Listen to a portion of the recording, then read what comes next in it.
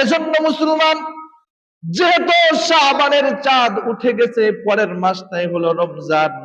আল্লাহ নবী, বিশ্ব নবী মুহাম্মদ আরবি সাল্লাল্লাহু আলাইহি ওয়াসাল্লাম বলেন, মান সামা রমাদানা ঈমানাও ওয়া ইহতিসাবা গুফিরা লাহু মা তাকদ্দামা মিন যামবি।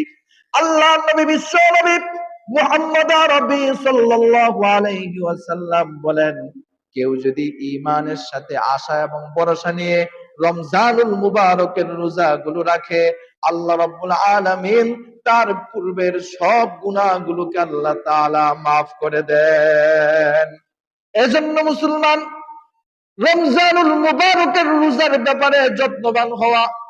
আলহামদুলিল্লাহ, মা বোনেরা রমজানুল মুবারকের রোজার ব্যাপারে খুবই যত্নবান। শুধু রমজানের রোজাই নয়, বরং দেখা যায় যে মা বোনেরা পাশাপাশি নফল রোজার ব্যাপারেও বড় যত্নবান।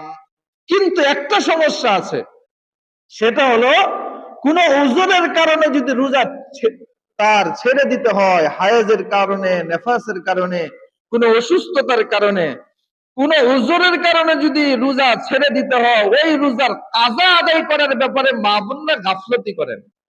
এটা জানা বিষয়। আপনার রমজানের রোজা কাজা হয়ে গেছে, পরের মাসগুলোতে আপনি রমজানের রোজা রেখে দেন, বিশেষ করে শাওয়ালের 6 রোজা রাখবেন, তখন নফল রোজাও যদি রাখেন আর কাজার নিয়ত করেন, নফল আদায় হয়ে যাবে এবং আল্লাহ রাব্বুল আলামিন কাজাও আদায় করে দিবেন। কাজাও আদায় হয়ে গেল এবং ওই নফল রোজাটা যে দিনে রাখলেন, ওই দিনের ফজিলত আল্লাহ তাআলা আপনাকে দান করলেন।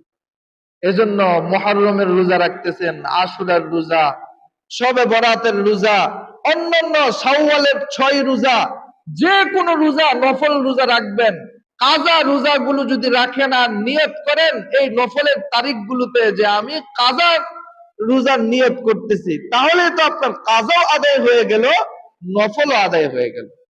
এজন্য এটা খেয়াল করবেন, যাতে করে রমজানুল মুবারকের রোজা যাদের ওজরের কারণে ছুটে যায়, এটার কাজের ব্যাপারে কেউ যেন গাফলতি না করি, এটা খেয়াল রাখা।